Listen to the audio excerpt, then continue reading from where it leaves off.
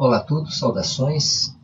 O objetivo desta videoaula é mostrar como a aplicação do algoritmo do programa de alocação ou de designação pode nos auxiliar na resolução de problemas do cotidiano. É um caso particular de transporte.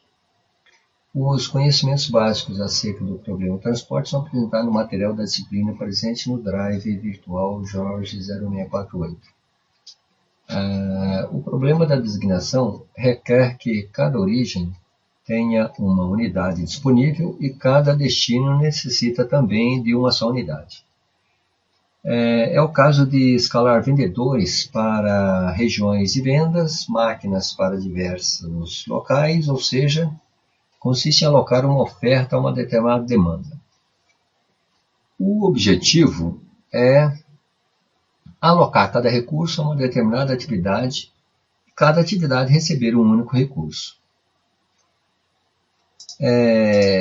Graficamente, podemos expressar o modelo de alocação como um conjunto de origens ligados a um conjunto de destinatários.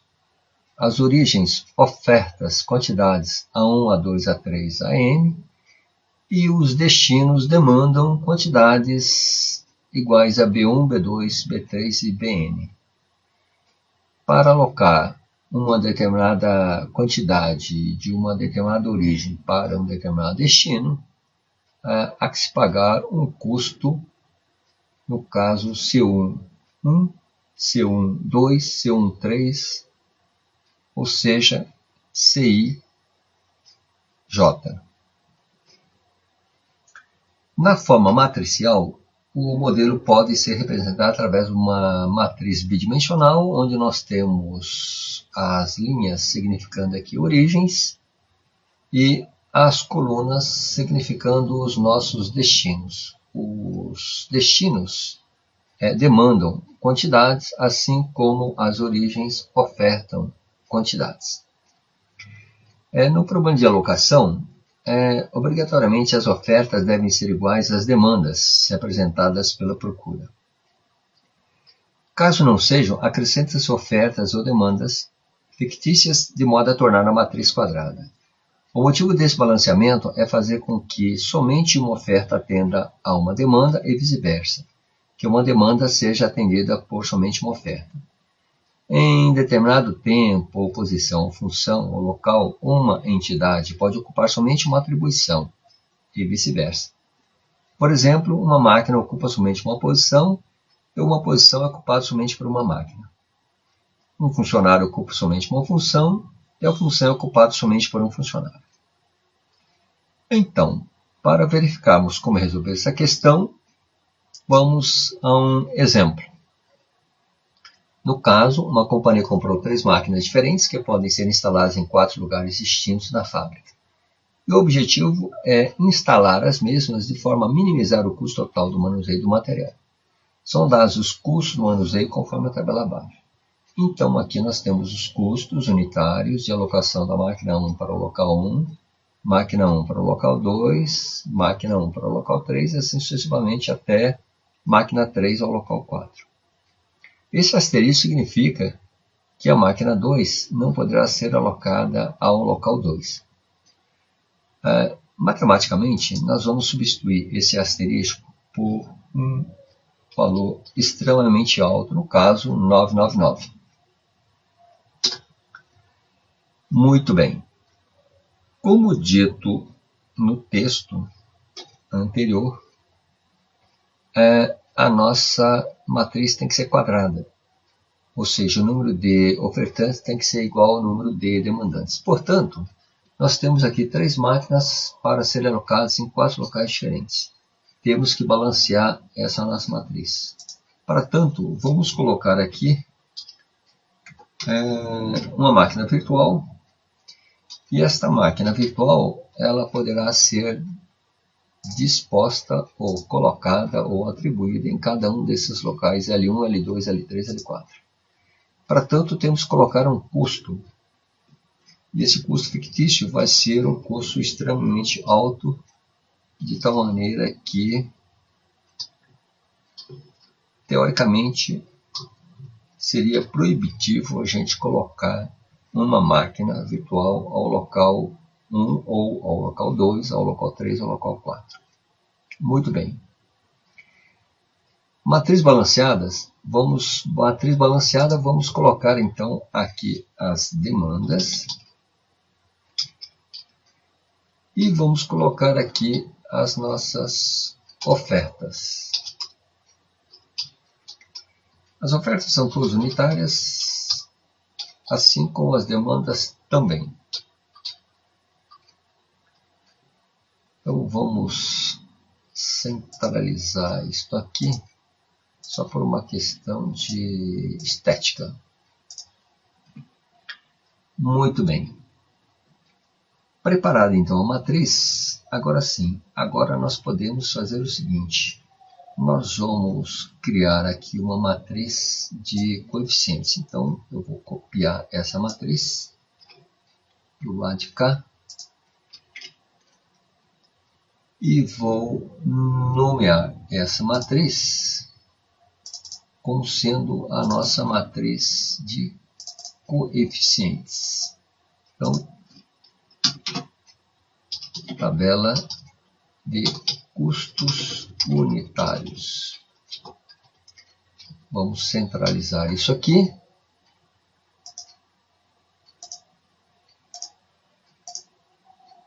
E vamos também criar uma tabela das nossas variáveis de decisão. Então, eu vou copiar essa nossa matriz.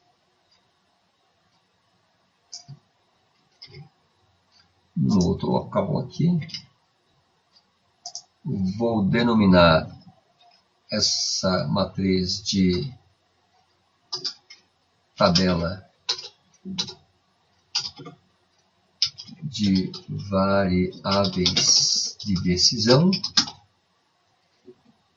E nesse caso aqui nós vamos apagar os coeficientes e vamos destacar essas células como sendo as células onde o Solver irá gravar o seu resultado final aqui. Essa aqui então é a nossa tabela de custos unitários. Muito bem. Criada então as nossas variáveis de decisão, o que nós precisamos fazer agora é criar em qualquer lugar aqui a nossa função de minimização. Vou escolher esta célula para que o Solver grave o valor do custo total mínimo. Bom, isto aqui é resultante da variável multiplicado pelo seu coeficiente, somado com a outra variável multiplicado pelo seu correspondente coeficiente. Bom, em resumo, podemos aplicar aqui a fórmula somar produto, onde nós temos como primeira matriz a nossa matriz de variáveis multiplicada pelas nossas constantes. Ok, então nós temos aqui nossa matriz de variáveis e as nossas matrizes de constantes. Portanto, a nossa função objetiva já está montada. O que nós precisamos fazer agora é colocar em qualquer lugar dessa nossa planilha as nossas restrições. As restrições se referem a cada um dos ofertantes e a cada um dos demandantes. Então, vamos colocar aqui ofertantes M1, M2, M3 e a máquina virtual. Deve aparecer aqui também. E os demandantes, os locais L1, L2, L3 e L4. Muito bem. Temos uma coluna aqui das referências de células. Temos uma coluna aqui de sinal.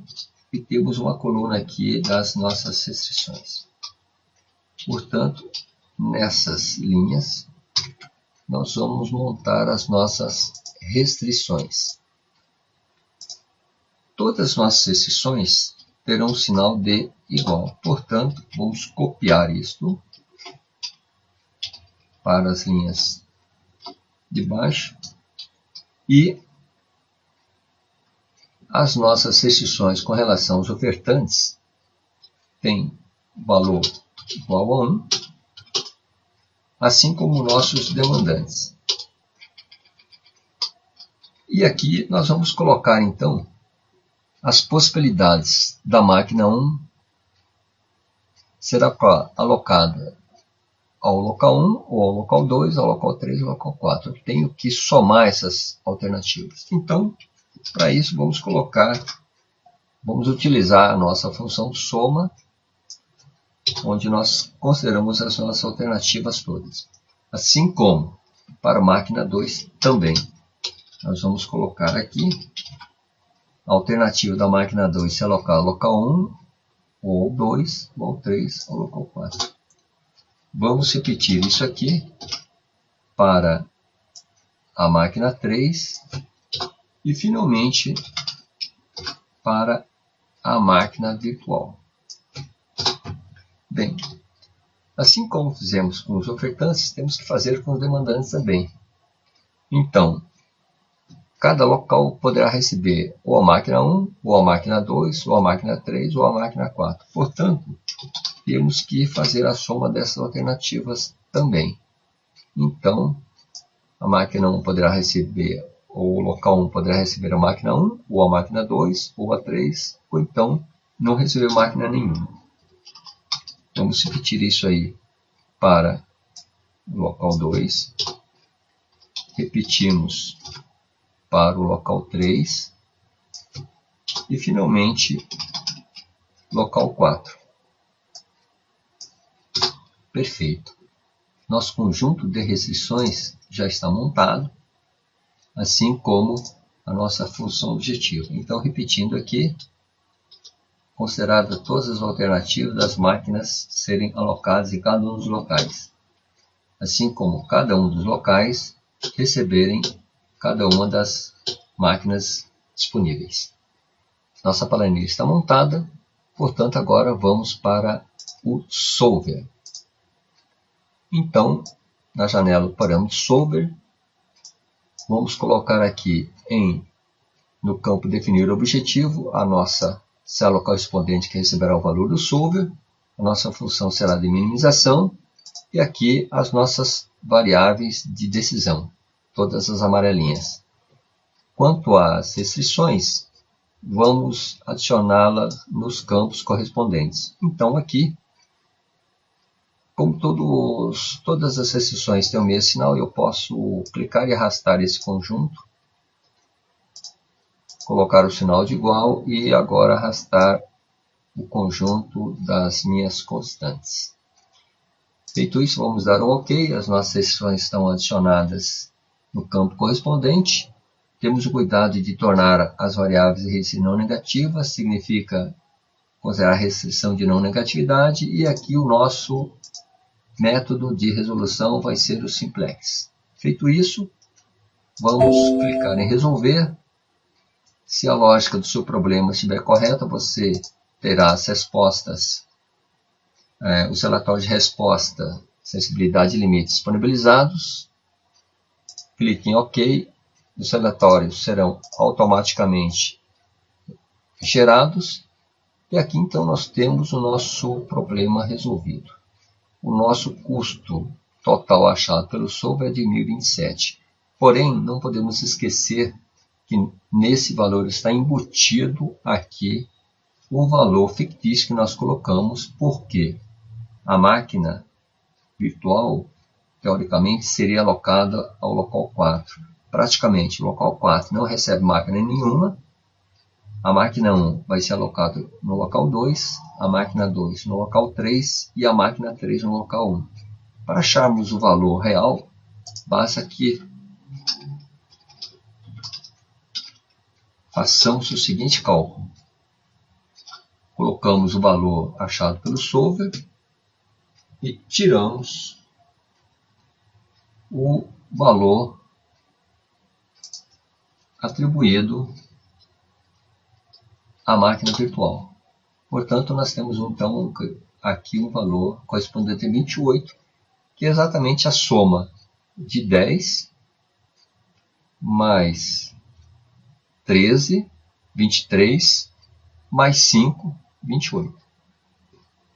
E assim, temos então o nosso custo total de alocação das máquinas 1, 2, 3 aos locais 1, 2 e 3. O local 4 ficou sem receber máquina. É isso. Esse então é o nosso modelo de alocação. Espero que tenham aproveitado. Agora é estudar para fixar os conceitos, estude os exemplos dados em salas de aula.